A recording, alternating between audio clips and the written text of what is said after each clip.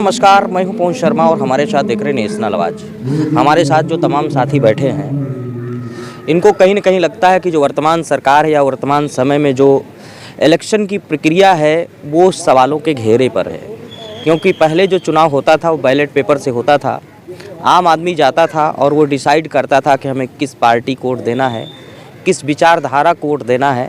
उसको अपनी आँखों से देखता था और उसके बाद ये निर्णय लेता था कि हमें वोट किसे देना है, उसी पर मुहर लगाता था। समय बदला, युग बदला, परिवर्तन हुआ।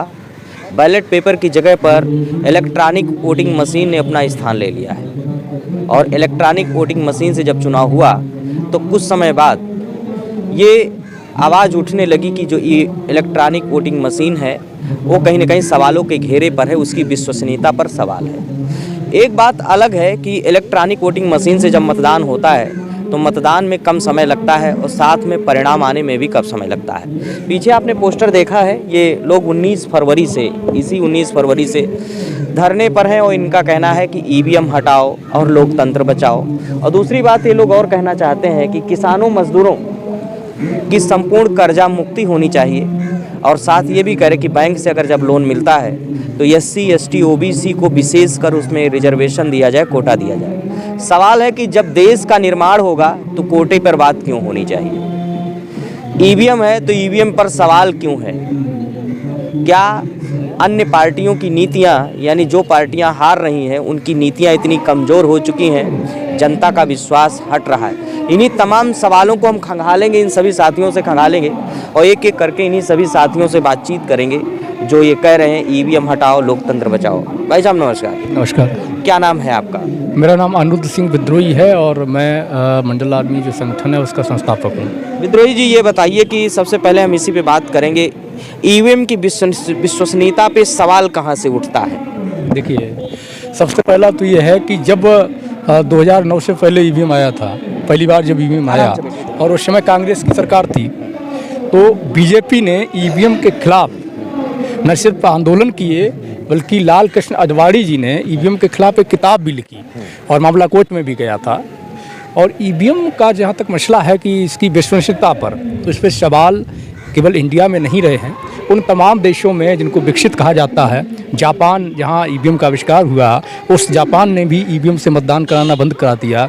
USA, अमेरिका ने, कनाडा ने, नीदरलैंड ने, स्विट्जरलैंड ने, जर्मनी ने, फ्रांस ने, किसी ने भी ईवीएम पर भरोसा नहीं जताया क्योंकि ईवीएम एक इलेक्ट्रॉनिक मशीन है जिसको निश्चित तौर पर हैक किया जा सकता है। आप सोचिएगा कि एक दीवार घड़ी होती है ना, दीवार घड़ी को अगर हम देखें तो पूरी तरीके से इलेक्ट्रॉनिक तो नहीं होती, उसमें बिजली का, उस सब चीज़ का, रिमोट का उसका आवश्यकता नहीं है। नॉर्मल दीवार घड़ी होती है, सेल डाल दो बस टाइम बताती है। उस नॉर्मल दीवार घड़ी में अगर आप टाइमर लगा देते हैं कि भाई अलार्म होता है कि भाई 5 बजे आपको बजना है, तो अलार्म 5 ही बजे क्यों बजता है, आगे पीछे क्यों नहीं बजता? दूसरा, आपका जैसे सेल फ़ोन जो नॉर्मल वाला आता है, नोकिया वाला आता है, चलो इसमें बड़े वाले में आजकल जो एंड्रॉयड है, आईफोन है, इनमें सिम पड़ता है, नेट होता है, नेट का कनेक्शन रहता है, GPS वगैरह सारी चीज़ होती है।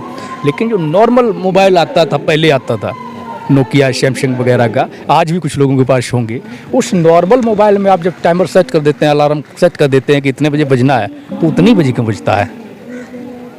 मेरा सवाल ये है आपसे। नहीं तो सवाल एक ये भी बनता है ना कि जब इलेक्शन कमीशन ऑफ इंडिया है और वो कह रहा है कि आपकी बातें तो बिल्कुल जायज़ हैं, ये हो सकती हैं, जब वो कह रहे हैं कि नहीं, मैं ईवीएम में कोई टैंपरिंग नहीं करता हूँ, ना ईवीएम से कोई छेड़खानी करता हूँ, ईवीएम एक ऐसी व्यवस्था है, इलेक्शन में कम खर्चा हो जाता है और हम पर सवाल उठाना कहीं ना कहीं ये गलत है और हम लोग निष्पक्ष होकर के मतदान कराते हैं और इलेक्शन कराते हैं। तो सवाल है, जब इलेक्शन कमीशन ऑफ इंडिया कह रहा है तो उस पर प्रश्न क्यों है? क्या कोई आपके पास ऐसा उदाहरण है? देखिए, इलेक्शन कमीशन ऑफ इंडिया भगवान तो नहीं है, एक सिस्टम, एक तंत्र है, एक संस्था है।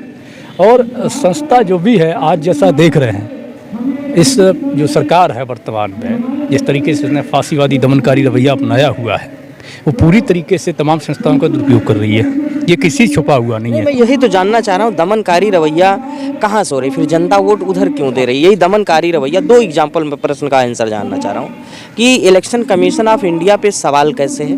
क्या आपके पास कोई उदाहरण है? या दमनकारी रवैया कहाँ कहाँ है, वो आप एक्सप्लेन करिए। सुनिए, पहला तो ये है कि इलेक्शन कमीशन इंडिया पे सवाल क्यों। इलेक्शन कमीशन इंडिया अगर निष्पक्ष है, जो इंजीनियर्स हैं जो ये दावा कर रहे हैं कि हम इसको हैक करके दिखाएंगे कि ये हैक होती है और किस तरीके से वोटों की हेराफेरी होती है, तो आखिर क्यों इलेक्शन कमीशन इंडिया उनको मौका नहीं देती है वो हैक करके दिखाने का। अगर वो नहीं दिखा पाएंगे तो ये जनता के अंदर जो सवाल बने हुए हैं वो झूठे साबित हो जाएंगे, भ्रम दूर हो जाएगा। ये इलेक्शन कमीशन ऑफ इंडिया का दायित्व बनता है कि लोकतंत्र के अंदर अगर जनता विश्वास नहीं कर रही है, उसकी जो प्रणाली है चुनाव आयोग की, उस प्रणाली पर अगर मतदाता को संदेह है, तो ये क्या इलेक्शन कमीशन ऑफ इंडिया की जिम्मेदारी नहीं बनती है कि मतदाता के संदेह को पहले दूर करे।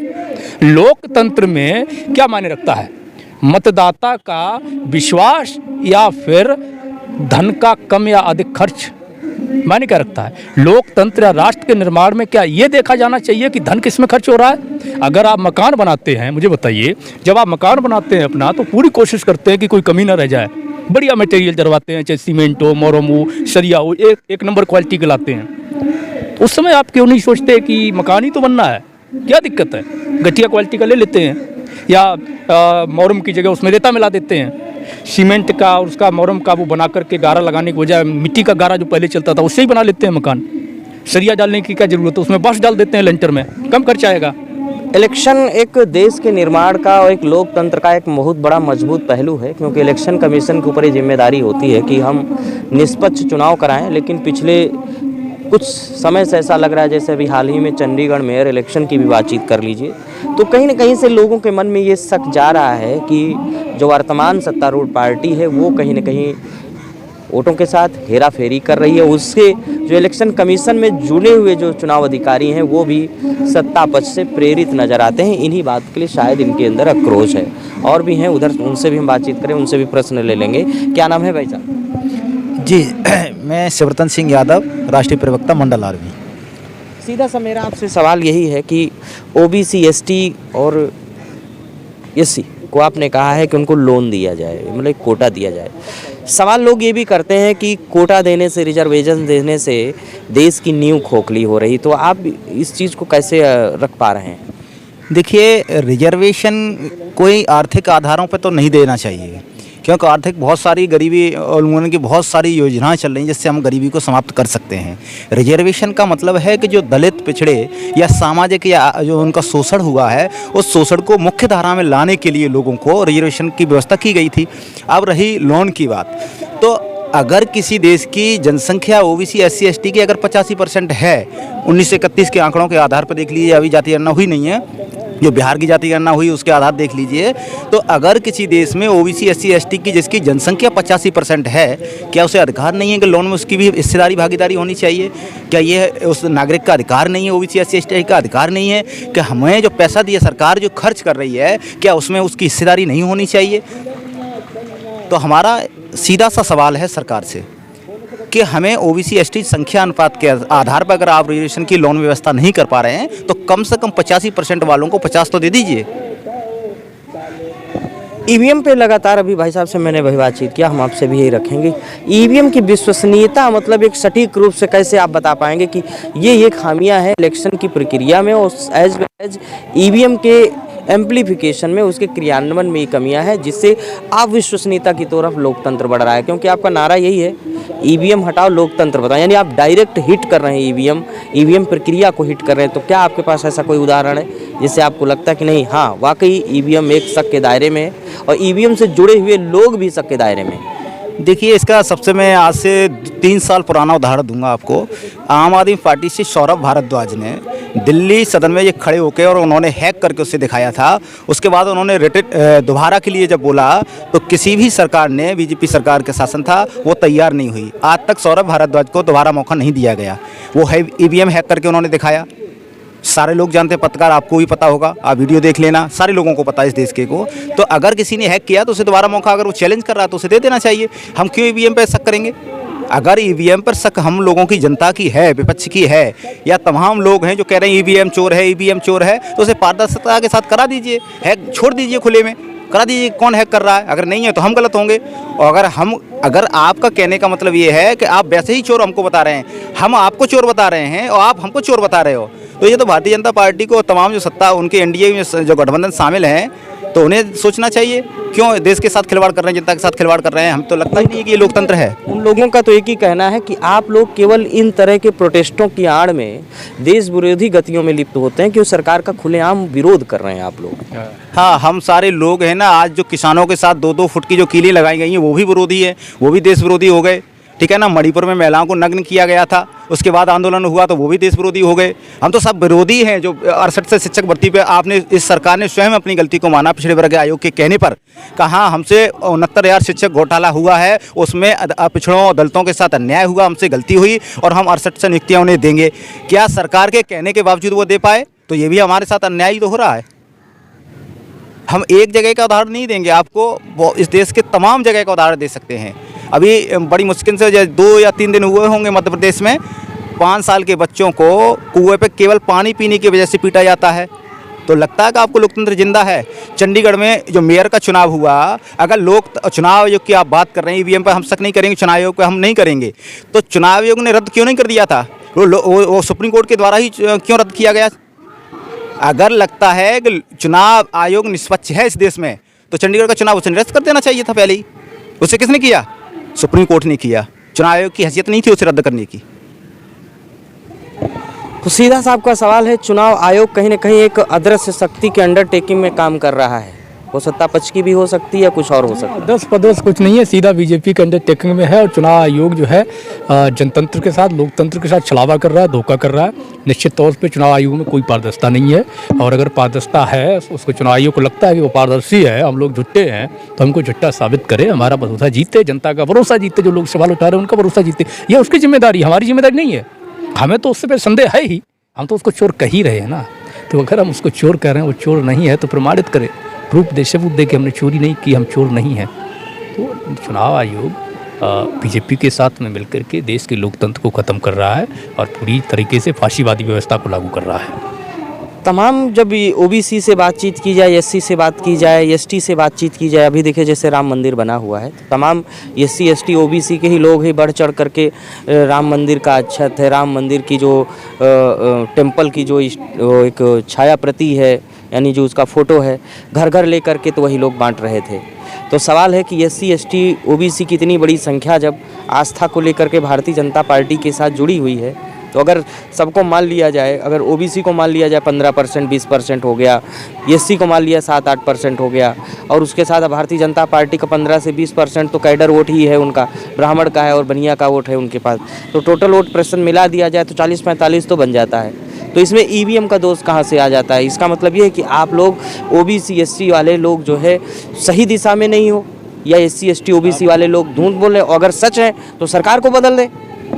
2022 का जो विधानसभा चुनाव था, प्रदेश में बीजेपी को कितना प्रतिशत मिला वोट और विपक्ष को कितना प्रतिशत मिला, ये मेरा सवाल आपसे है, आपको पता होगा।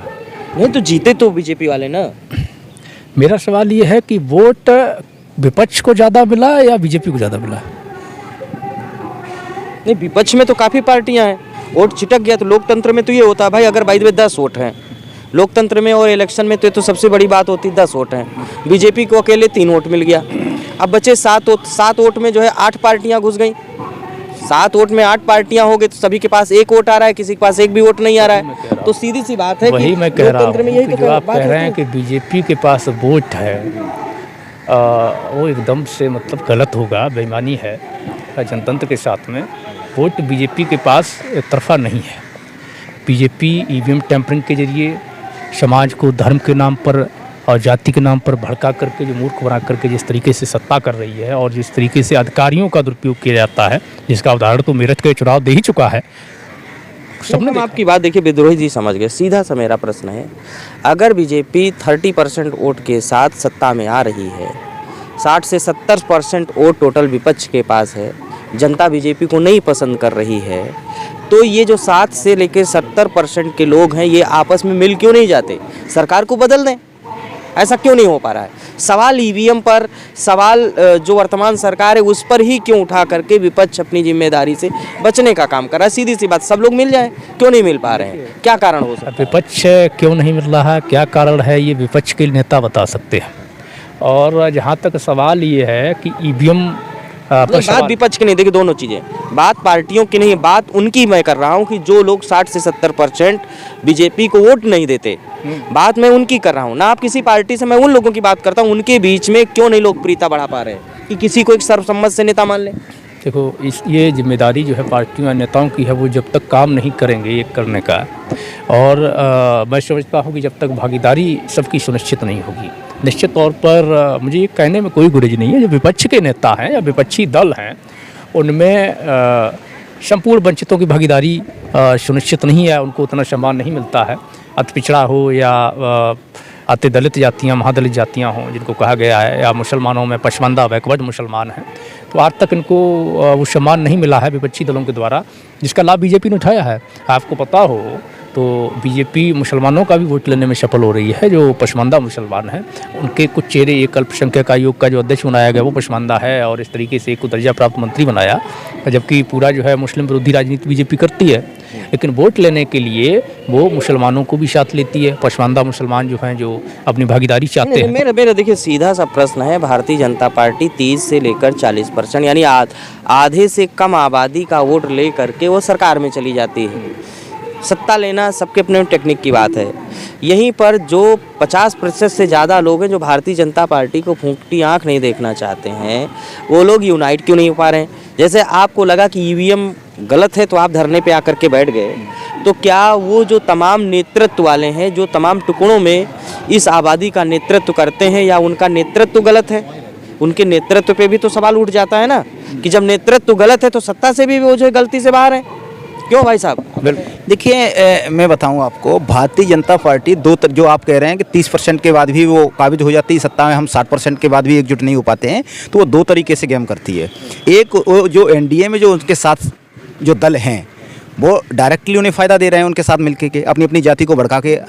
ये जो देश है जाति प्रधान देश हो चुका है, हर जाति का। और दूसरी तरफ क्या है ना, और दूसरा पॉइंट बता दूं कि बीजेपी एक तो डायरेक्ट एनडीए में शामिल है, उनसे फ़ायदा लेती है ओबीसी दलों से, और दूसरी तरफ है ना कुछ ऐसे भी हैं जो बी टीम के रूप में चुपचाप काम करते हैं, वो अपनी अपनी जातियों का वोट अपने पास रखते हैं। तो वो ओबीसी और एससी एसटी का शामिल तो हो नहीं पाता, संगठित बन तो पाते नहीं है ना हम लोग, है ना, टुकड़ों में बांट देती है। उधर वो एनडीए में शामिल जो दल हैं ओबीसी एससी एसटी के, और प्लस जो उसका जो कोर वोट बैंक है ना, उसके सहारे वो सत्ता पे काबिज होती है। उदाहरण के लिए दो बता दूँ, यहाँ सबसे बड़ा चेहरा उत्तर प्रदेश का अभी फिलहाल 2022 के चुनाव के बाद स्वामी प्रसाद मौर्य कौन थे? सामाजिक न्याय की योद्धा कहने लगे लोग, सामाजिक न्याय की लड़ाई लड़ रहे हैं स्वामी प्रसाद मौर्य जी। उन्होंने पार्टी का आगाज कर दिया।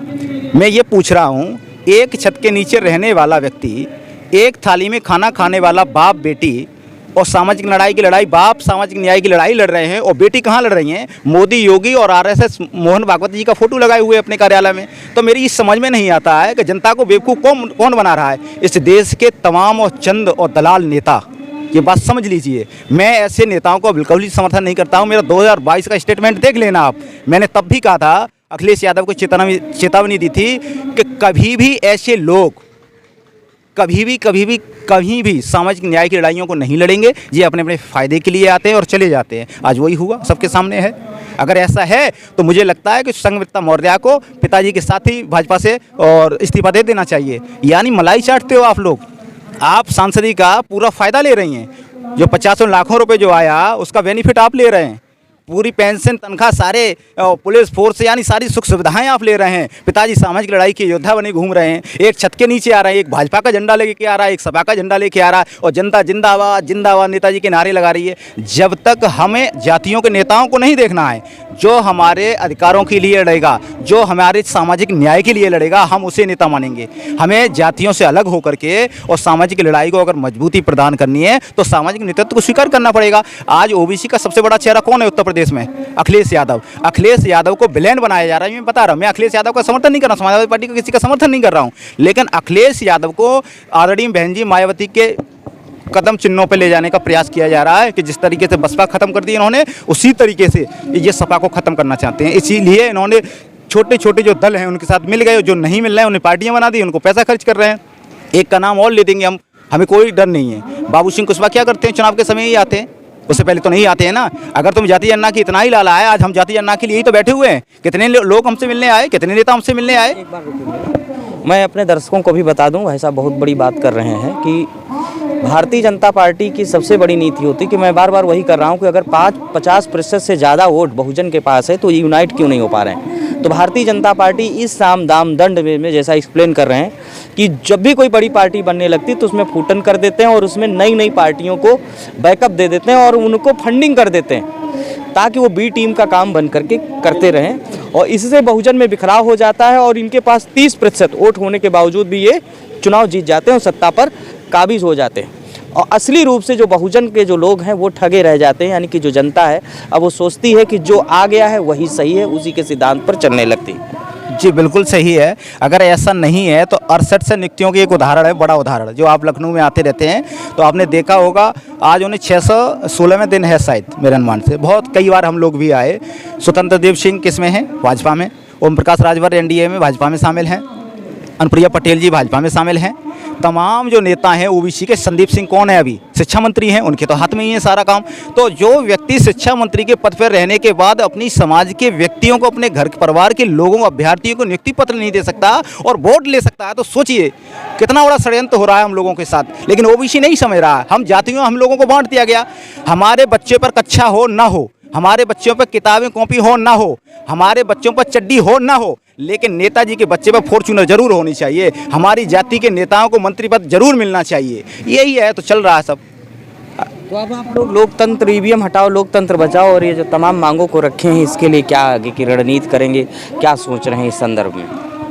सोच क्या, हम तो आह्वान कर रहे हैं लोगों से कि अगर रिजर्वेशन को, आरक्षण को बचाना है जाति, तो उसके लिए आपको जाति जनगणना करानी होगी। जाति जनगणना एक ऐसा मुद्दा है, जब तक जाति जनगणना नहीं होगी इस देश की, तब तक बीमारी खत्म नहीं होगी इस देश की। आप जाति जनगणना करा दीजिए, संख्या बल के आधार पर सबको रिजर्वेशन दे दीजिए, जिसकी जितनी संख्यादारी उसकी उस हिसाब से हिस्सेदारी दीजिए। अगर आपने ही तो रिकॉर्ड तोड़ा, हमने नहीं तोड़ा। आपने 27% ओबीसी को दिया जिसकी जनसंख्या 64% है, ठीक है ना। उसके बाद 50% आपने कहा कि 50 की लिमिट नहीं तोड़ेंगे रोहिणी आयोग के हिसाब से। किसने तोड़ी? मोदी सरकार ने तोड़ी। मोदी सरकार ने 50+ किया। तो जब आपने रिकॉर्ड तोड़ ही दिया, लिमिट तोड़ ही दी, तो 27 ओबीसी को क्यों, 64 वाले को 64 दे दीजिए। अगर 15% वाले को, सबड़ हाई कास्ट को अगर 10% आप दे सकते हो, तो हम 64% वालों को 27 क्यों लेंगे? हमको भी 64 में 64 चाहिए। अगर आपकी 15% आबादी, आप 15 ले लीजिए। अगर दलितों की 25% आबादी, उन्हें 25 दे दीजिए। यानी संख्या बल के आधार पर रिजर्वेशन की सारी, प्राइवेट हो या सरकारी, सभी संस्थानों में हमको सड़क से लेकर संसद तक हमें हमारी हिस्सेदारी चाहिए, वो भी संख्या बल के अनुपात में। सड़क से लेकर संसद तक हिस्सेदारी चाहिए। और ये तमाम दो साथी हैं, विद्रोही जी हैं, वो मिस्टर यादव जी हैं, और ये लोग लगे हुए हैं और इनका यही कहना है ईवीएम पर विश्वास तो नहीं किया जा सकता है। जब तमाम विकसित देश नहीं कर रहे तो हम कैसे करें। और साथ में भी इन्होंने ये भी कह दिया कि वो बहुजन नेता जो भारतीय जनता पार्टी की बी टीम बन करके काम करते हैं, उन लोगों की बी टीम बन करके काम करते हैं जो लगातार अपने हक के लिए तो तमाम तरह का आरक्षण ले लेते हैं, लेकिन जब दूसरे के हक की बात आती तो आरक्षण पर सवाल उठाने लगते हैं। अब आप लोग कितना जागरूक हो सकते हैं, इनकी बातों से कितना सहमत है, आप ज़रूर कमेंट करके बताइए। और तब तक हमारे साथ बने रहिए और देखते रहिए, फिर हम एक नए मुद्दे के साथ आपके सामने पेश होंगे। तब तक के लिए नमस्कार।